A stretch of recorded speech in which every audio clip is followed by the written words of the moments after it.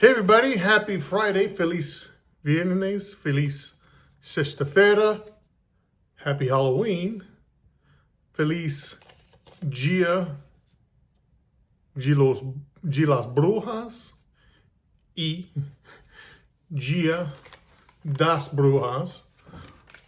Também, happy Day of the Dead that's upcoming.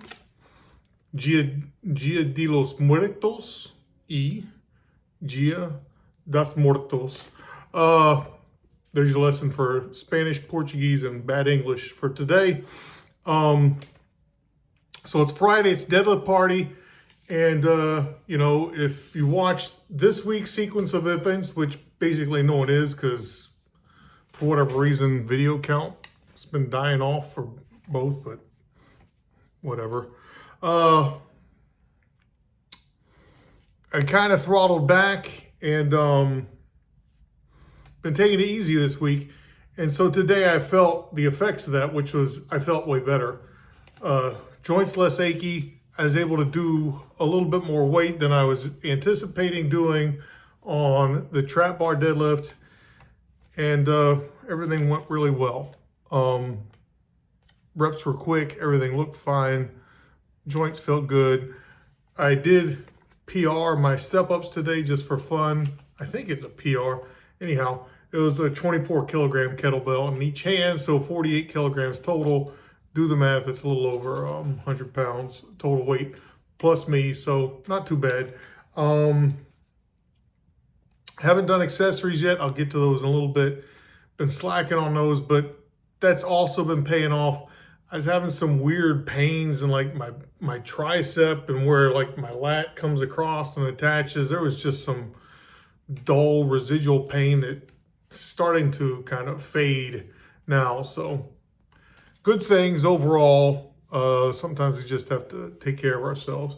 Couple things I wanted to mention here.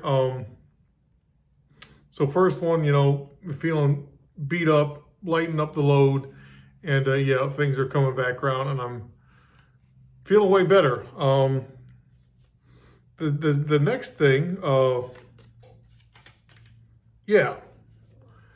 majoring into minors. So that's one thing that gets thrown out there is like this colloquialism with some of these, strength coaches. Oh, you're majoring into minors. You're worried about these little things and stuff like that. And so today I was doing step ups and stretching out my hip and doing banded hip work and thinking, when I was a musician, you'd practice and you do these certain things and, you're trying to build a skill, just like almost anything else. I mean, music is very physical, especially, as a brass instrumentalist. So, you have to do stuff with your face. You got your embouchure, the muscular around your face, and you've got to coordinate, with your fingers, and you got your tongue, and then, in my case, you also had to, like, there's slides you had to pull and all kinds of other stuff. So there's a lot of coordination, a lot of skill going on, also a lot of strength and stamina that you had to build as well. Nonetheless, one of the things, and this majoring into minors kind of just clicked for whatever reason today, one of the things that really made me a lot better as a player is when I took significant time and focused on my minor scales. So for those of you who aren't musicians, effectively most music's either going to be major or minor. There's different modes, Aeolian, Phrygian, Mixed Lydian, that kind of stuff. But a lot of stuff we're either going to say like, it's in the key of, A minor or C major or whatever it may be. And so, you practice your scales, and the first things you learn is you learn your majors. Those are the easy scales. And the harmonics of an instrument, of like a resonating open pipe, those also outline the arpeggio of a major scale. So I think that's why a lot of times we always start with majors. And that's, at least to Western cultures, major sounds kind of like home base musically.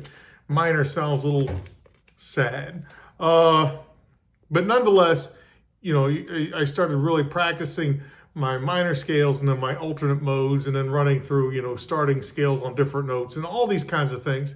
Really, working on my fingers and the timing of fingers with the tongue and the face and all that kind of stuff. And when I started doing that and putting these different patterns under my fingers, breaking the mold from which I was kind of in with the mindset I had been practicing in, I started getting really better. I turned a page. It was somewhere my sophomore year, I think I really sat down and said, okay, I got to focus and do this. And when I did that, my playing just took off. I got way better.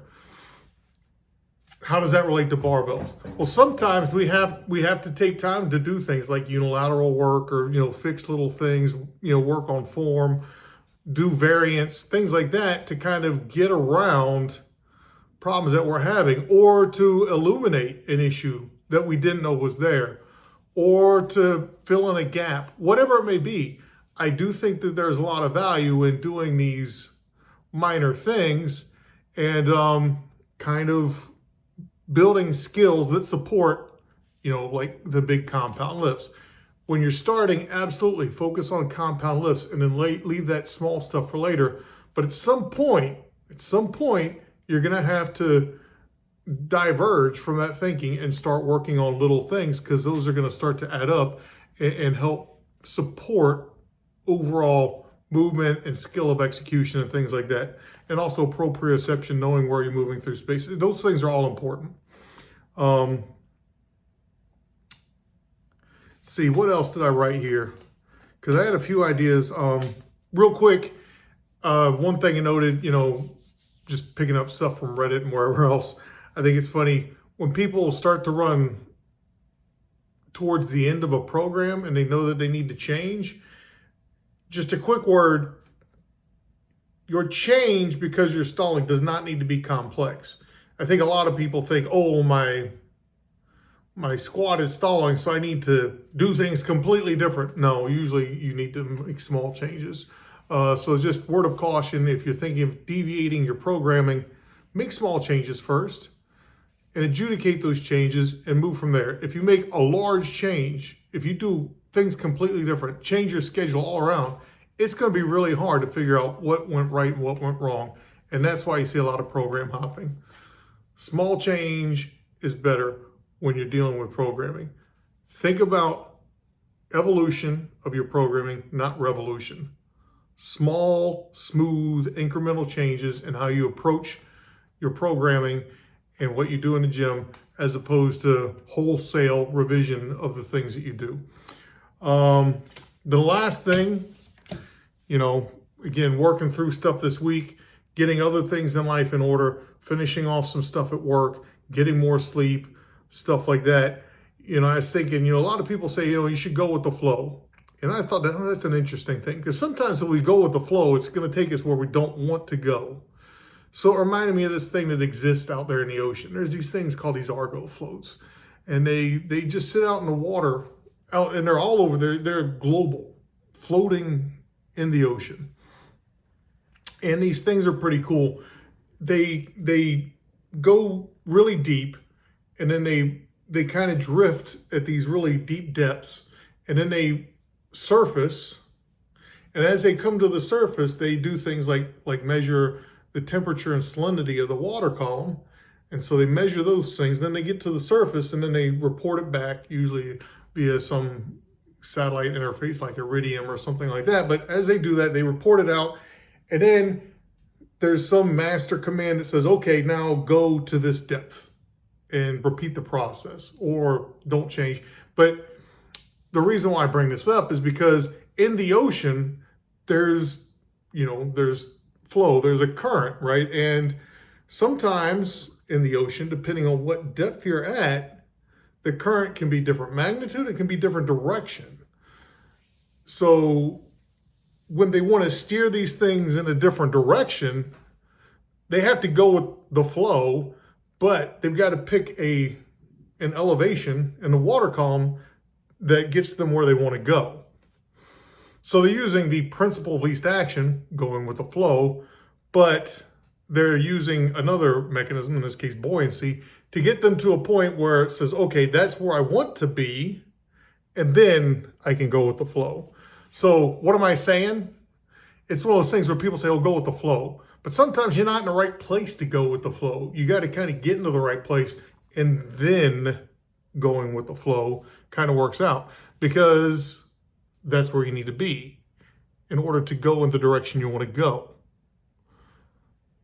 So again, interesting analogy out there that just kind of popped into my head while I'm, I don't know, doing sumo deadlifts or something. Anyhow, it's Halloween. I got to get ready to hand out some candy. I hope you guys have a great weekend ahead. I hope maybe you got some events ahead of you. Hope some people stop by, say hi, all that kind of stuff. Remind us why community is great. And on top of that, I hope that you're out there hitting the gym, hitting your goals, getting swole, staying strong, and staying healthy. All right? Till next time, peace.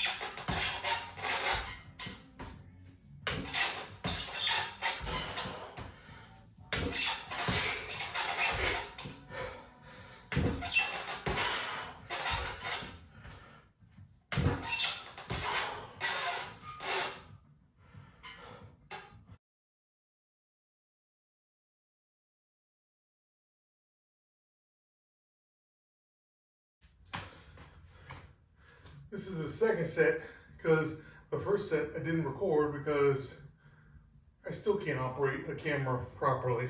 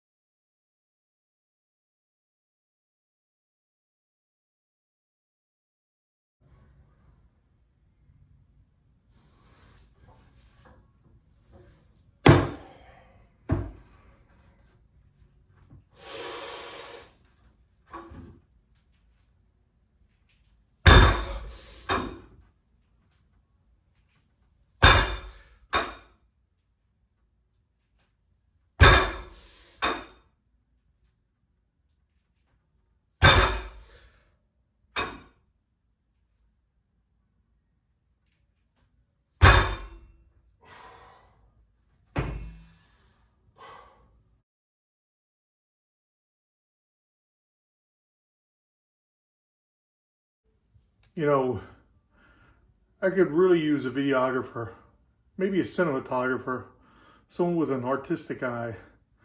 But one thing's for sure, I'm just not reliable to hit record on the camera sometimes.